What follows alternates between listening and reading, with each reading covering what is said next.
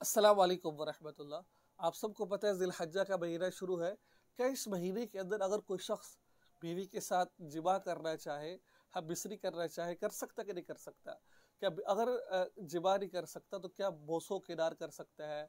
शर्मगाह को हाथ लगाना, गले लगना, किस करना, क्या इन रातों के अंदर जो बाबरकत रातें हैं जिनके बारे में आता है कि एक एक रात शब कदर के इसके बराबर रात है ये, तो क्या इन रातों में या दिन में, जिन दिनों के बारे में आता है, एक रोज़ा रखे तो इंसान को कितना सवाब मिलता है, ठीक है, साल भर रोज़े का सवाब मिलता है, तो क्या इन रात और दिन में बीवी के साथ अज़वाजी ताल्लुक़ कायम करना गुनाह तो नहीं है, जायज़ है?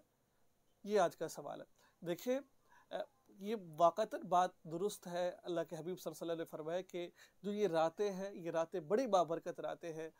एक बंदा इबादत करता है, इसका जो सवाब है वो लैलतुल क़द्र के बराबर है, शब क़द्र के बराबर है, और दिन में जो उनसे रोज़ा रखना, एक साल के रोज़े के सवाब मिलता है, ठीक है। लेकिन अगर इंसान रोज़े की हालत में नहीं है तो बीवी से जिमा कर सकता है।